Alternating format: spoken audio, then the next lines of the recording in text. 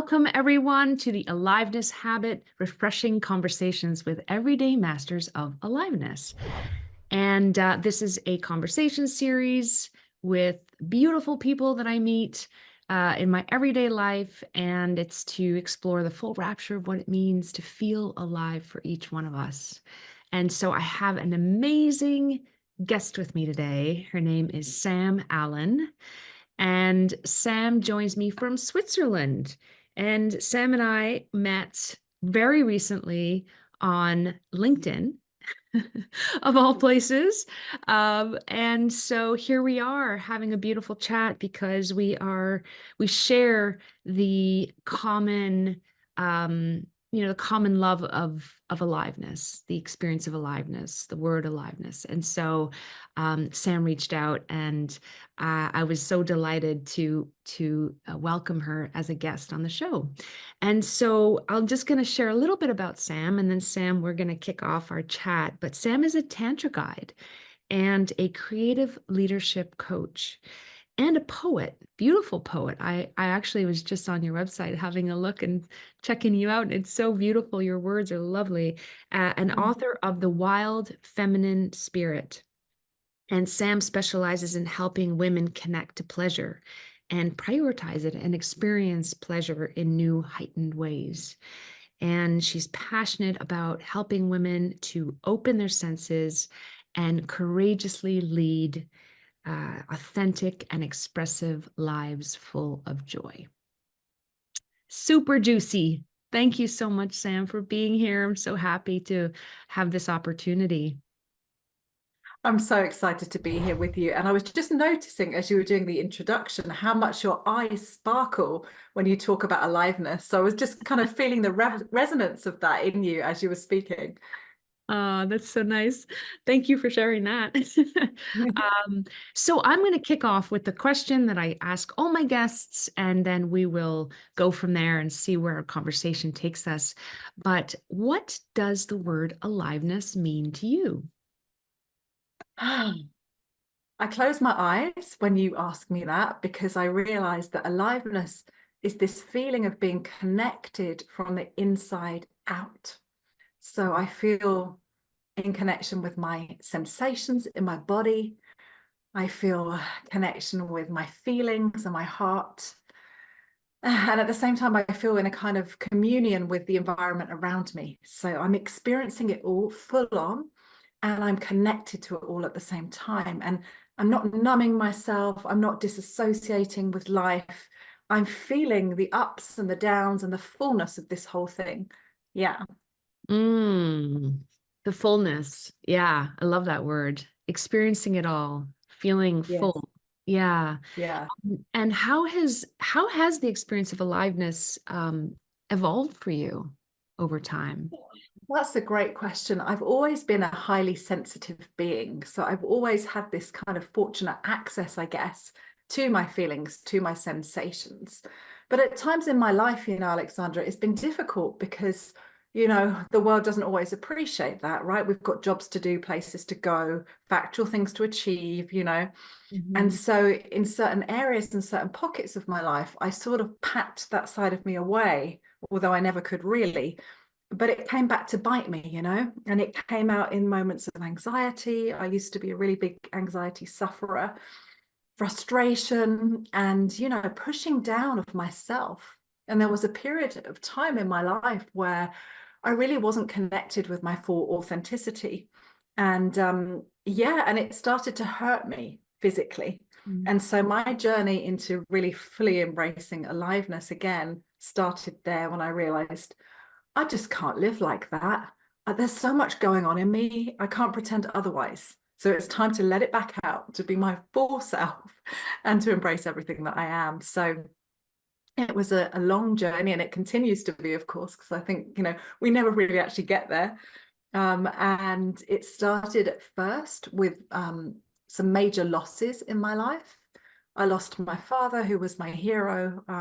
He was 67. He didn't smoke, he didn't drink, and he got pancreatic cancer. And so losing him was, like having a hole in my heart. I lost my job around that time, which was shocking and painful in the way that it was done, the way that I experienced it. I lost several other family members. There was so much loss, you know. And so in that time, naturally, because of the loss, something cracked open in me. It was like, wow, you know, universe is really pulling me towards actually coming back into full connection with me and opening up a space for that to happen. And so, yeah, I remember vividly walking back from my father's funeral, you know, and actually I was back in Switzerland. So it was, I was back from visiting the UK from the funeral back in Switzerland. And it was cold, it was dark, and I was wondering how I would get through my day at the time because I was a teacher in that period of time. And you know what it's like when you're teaching a group of adolescents, you can't really have loads of strong feelings going on. You need to kind of be in control, you know, tell them what they need to do and, you know, have a certain level of kind of command. And I just felt all over the place. And I thought, what am I going to do here? How am I going to deal with this grief, with this anxiety, with this overwhelm, with this kind of plethora of really difficult feelings that were emerging in me? And in that moment, I received a message. And that message, and I can remember this so vividly, was write it down. And I'm like, write it down? Write what down? Like, come on. And then I just got my phone out, you know, I just picked up my phone and I began kind of tapping into my phone. And I realized that the feelings that were so big and so wanting to come out of me were like words on the page becoming poetry. And it was mainly rhyming poetry. And I'm like, where did that come from? I mean, I'd always been a creative soul, you know, I'd always enjoyed words and stuff, but I hadn't written for years. And so basically, I discovered my creative voice in this time of loss. And in discovering that voice, I had something in which I could channel myself through. You know, I became a channel basically. And so I knew in that moment, wow, I need to write, you know, and immediately as I start telling you this, you might even be able to tell, aliveness started coming more into my body, coming more into my system. And so, yeah, I decided there and then, okay, universe, I get it. I need to take this seriously. And I wrote one poem every day, sometimes two poems. And basically, I've been doing that ever since.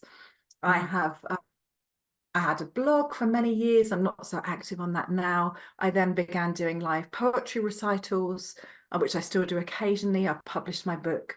And so creative expression, in my case, mainly through poetry and words, became this live vehicle to experience, express, invite, and enjoy aliveness. And that was just one of the ways, but I'll stop there because I realized I'm talking quite a bit and I need a sip of my tea if that's okay. Well, I'm sitting here very engaged in what you're sharing. So yeah, I was about to ask, like, how did the poetry piece, you know, fit in, and you're sharing that so beautifully. And it brings to mind the the the power of voice, and how voice and aliveness are often intertwined. And when we don't use our voices, things tend to kind of fester and stay. But, you know, when you talk about creative expression and how you found your voice really through your poetry, and how that started to really open up channels within, I just find that really curious. And I wondered what your thoughts are on that. I love what you're sharing there because it's actually reminding me of a part of a program that I'm actually leading at the moment that I created myself. And one part of it is for women, you know, and it's around liberating the voice, freeing the voice, because our throat chakra as a woman notoriously is quite blocked, you know, because we're told to hold back, we're told to be altruistic, we identify with giving, not through expression. You know, I'm talking very generally here. But this is really a place to start when we want to actually be in more contact with aliveness in our lives is, yeah, how much am I restraining in my voice? How much am I not letting come through right now? Yeah. Yeah, no, exactly. And, you know, and it's sort of a deep listening as I hear you. It's interesting how we sometimes have to wait for crisis to happen in order for us to pay attention. I've always found that so curious. I know, it's so You know, annoying. Yeah. because, all of that's probably there before the crisis, but it takes crisis for us to really listen to the call and pay attention, because the call is so loud, it can't be ignored anymore. And so what I love about what you're saying is just this, it's like it you step forward and you listened.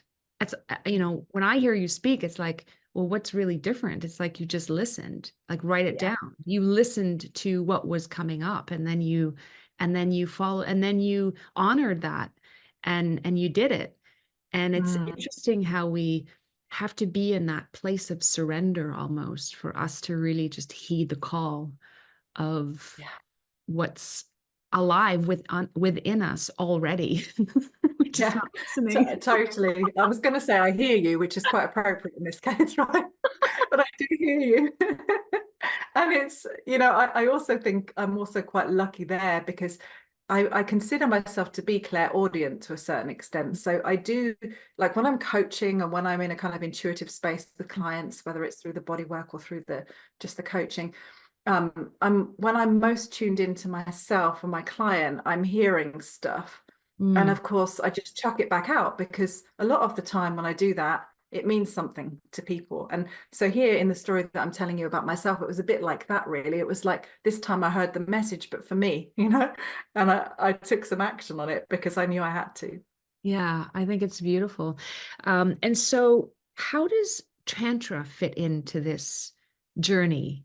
I find that so Ah, interesting and fascinating, and I'd love to hear a little more about how that, yeah, how that entered into your life. oh, yes, you've got me on my world's most favorite topic now. So stop me when you wish, because this could be a long one.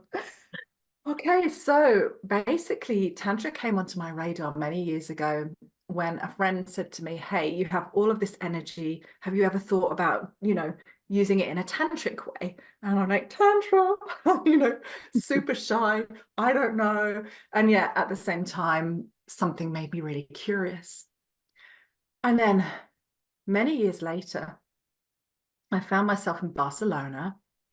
I was in a hotel. And my back, I have a weakness in my back and it started to ache. And I thought, gosh, I could, do with a massage. So I went to the lady on the desk and I said, look, I know this isn't the spa hotel, but any chance I could get a massage somehow in my room today? And she's like, well, we can try, but, not sure. Anyway, a few moments later, she's got the phone and she's like, we found one person. And, this lady's on the phone right now and she can do you two massages. You can have classic full body massage or you can have a tantra massage. And I was like, okay, this is my time. And so for those of you that are watching and listening to this and don't know, Tantra massage is a holistic type of massage, which unlike other types of massage involves the whole body. So it involves breasts, genitals, it can involve the anus. Everything is considered part of the body and therefore part of the massage, should you wish that to be the case. For my first massage, I had no intimate massage. It was just enough for me. I'd said yes to some kind of tantric touch, And nevertheless, from that very first massage, my gosh, did I wake up? I was so energetically awoken by this experience. Again, it was another moment of knowing, wow, this is what I need to do now for my body. I've done all the creative part with, my voice and my writing and stuff, but my body wants also this vehicle for moving its energy through it so I can feel it more. And so, yeah, in a way, the rest is history. When I came back to Switzerland after this trip, I knew that I had to do my homework and find a reputable place to have Tantra massage because there's a lot of scale of stuff available, to be really frank. And I found an amazing center in Basel where I live. I worked with an incredible practitioner for several years, received like near on 50 massages, and it changed my life. It absolutely changed my life. It gave me back my full connection to my sensuality. It enabled me to free up my sexual expression. It made me feel more confident. And of course, I have my ups and downs with that, like we all do, but it gave me back that freedom and so much more. And so, you know, as a result of my own personal journey through the Tantra and through consciously connecting to my aliveness and making room and space and honoring that in my life, then I decided I want to help other people to do the same. And it started off with me. I trained, you know, I'm a certified professional Tantra masseuse and guide. And I started off working primarily with women because that felt safe and natural.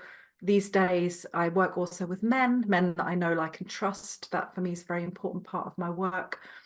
And yeah, now I'm basically on a mission. You know, I'm on a mission to help people, to help human souls connect more fully to their aliveness through tantric practice, whether that be through the massage, whether that be through just working with the tantric energy itself, or going through a program with me. Sometimes I have coaching and tantra journeys that people embark on with me. There's a whole load of stuff that I offer.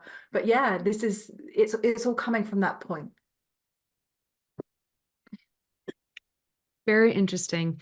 You know, I think, you know, Tantra is something that, I mean, from my experience, it's not really something that we might understand as well in our part of the world. But we're sort of curious about it. You know, there's this part of us that's like, ooh, I wonder what it is. Like it's kind of have this sort of, you know, voyeur type of like, ooh, I wonder, like, if I could just have a little window into what's going on. And I'm just curious, what sort of barriers to entry, or what kind of you know, how what's your experience with how open people are to stepping into that world and really experiencing that next level of opening? Yeah, it takes courage. I remember my first time in Basel when I had the full kind of intimate massage and everything as well. I remember being so nervous, and like it was like going over an edge somehow, you know? And I remember my chest was like really blotchy and I was like, oh, super shy. But in any good Tantra massage experience, you're going to have an intro chat of at least half an hour where you get to speak to your fears, your expectations, your hopes.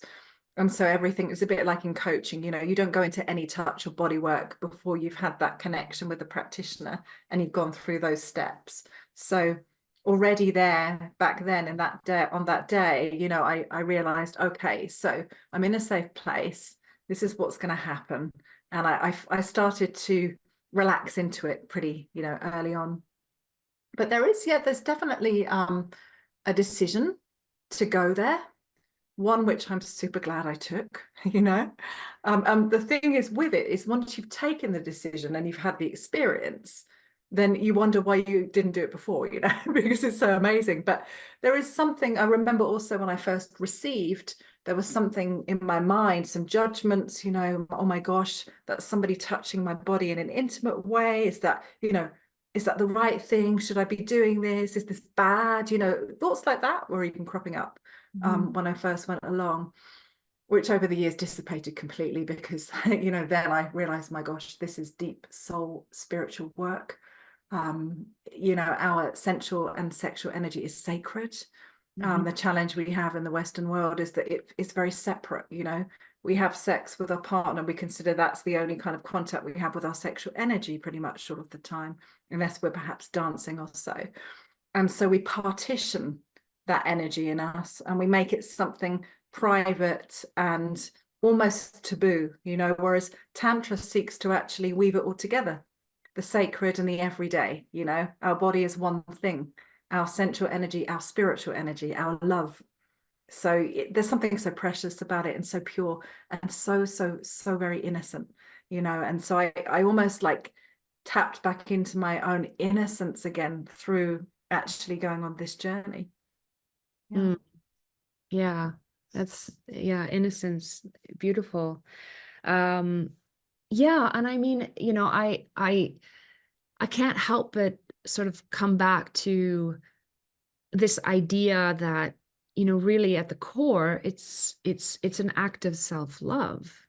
I mean, at the end of the day, it's a coming back to self, and a coming and it's a deep love of self that I'm feeling from what you're sharing.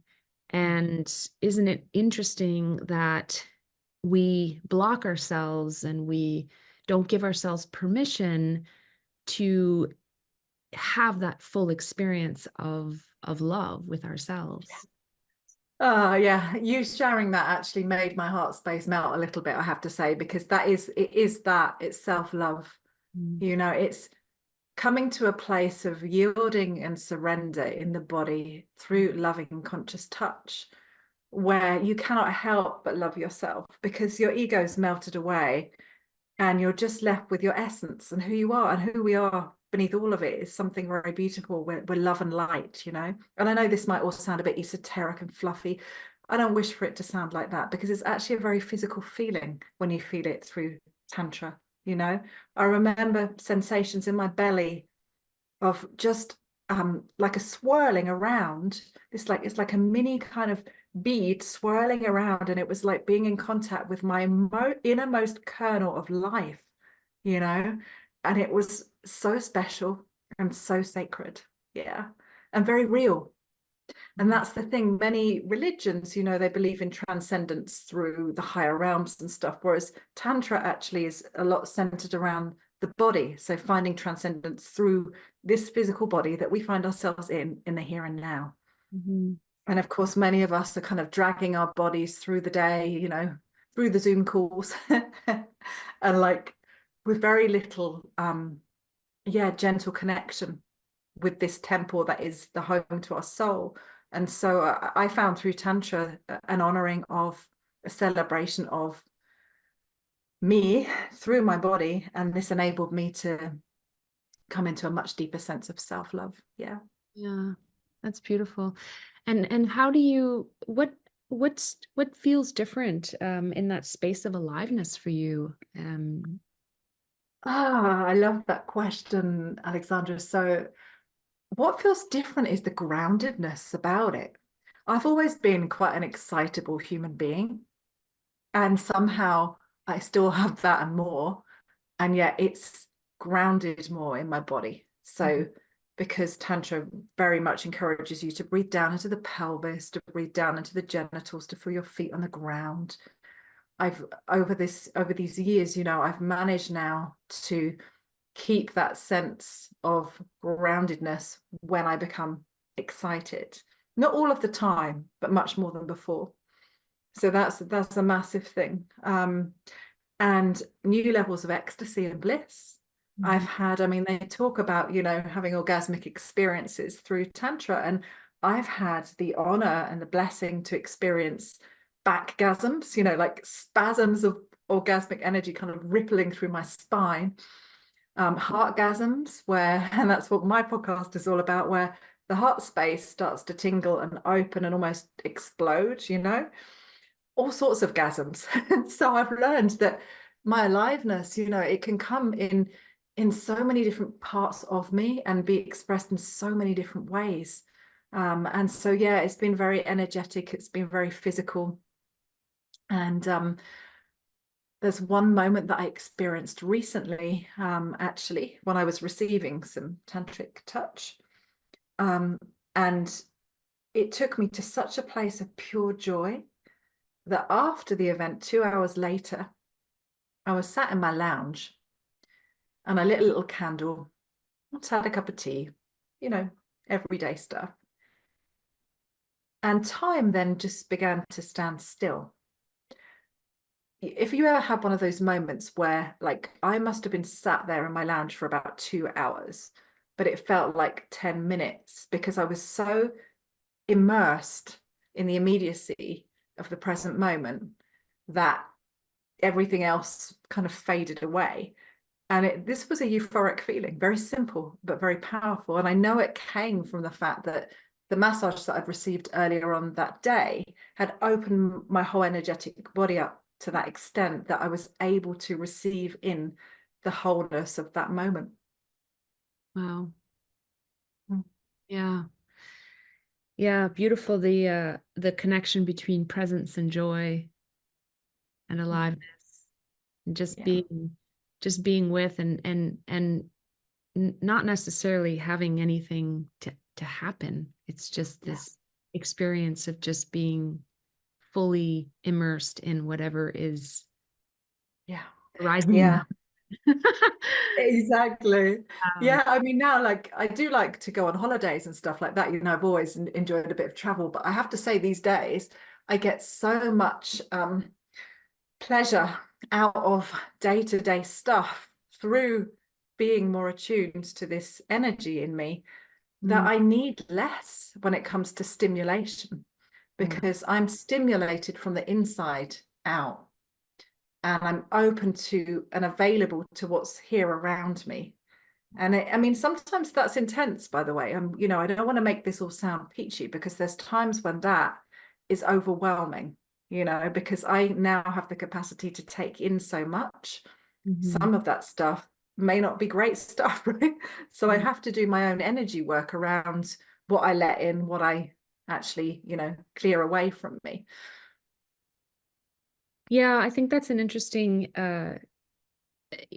what you just shared is interesting because I feel like you're somebody who's quite, valves are very open, and Yeah, there's a lot that moves through you, and like you say, it can overwhelm you. If somebody is new to tantra and just yeah, starting out and maybe isn't as open and the valves are a little bit closed, I would expect that it would be kind of a process, right, of opening sure. Yeah, and yeah, yeah. and Yeah, I mean, for example, I take women on sensuality journeys, and sometimes these are journeys that are via Zoom. We have these 90-minute Zoom calls, and basically we go super slow, and we firstly look at, what might be blocking the sensuality, and sometimes it's just starting with actually your own touch on your clothes on your body, and actually, coming into contact with your body in a very slow and simple way. There's a visualization that I guide women through where they either take a feather or a scarf, and we begin to gradually kind of like move the scarf over the chest, over the arms, and just feeling all the little soft sensations of the feather of the scarf, and kind of noticing and becoming aware of what that moves inside.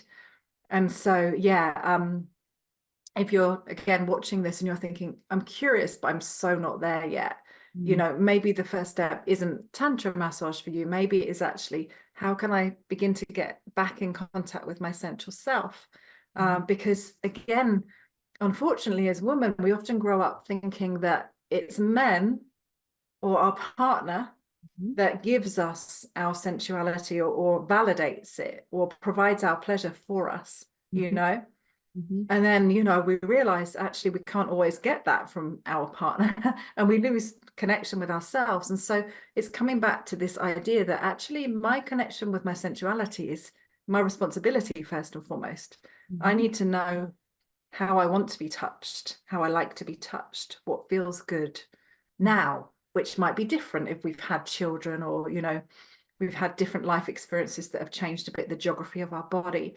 So yeah, it's actually this kind of like point of integrity in ourselves, of getting to know again who we are, and how we like to receive touch, and yeah, what feels good for us. It's that checking in thing. So the process starts with that, for sure. Yeah, I love that.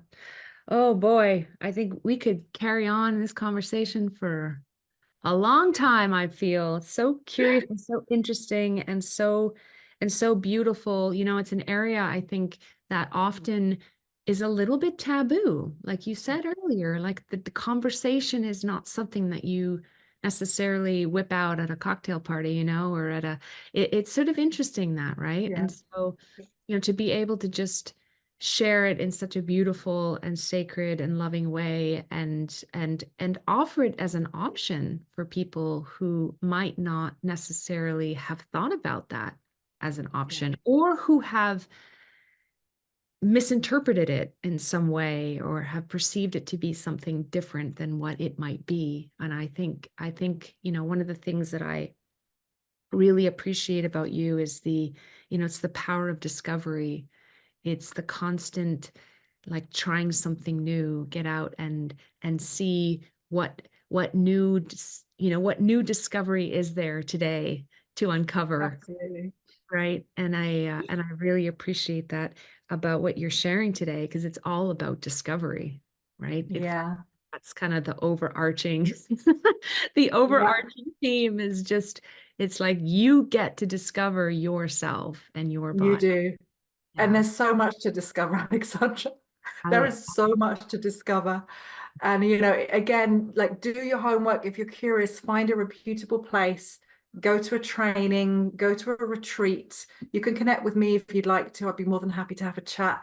But yeah, consider the possibilities yeah, because you yeah. can access so much more of you than you think you can through this. And I want to ask one more question, because people tuning in might be in coupleship and they might be curious, like, is that a good idea to do in coupleship with Mhm.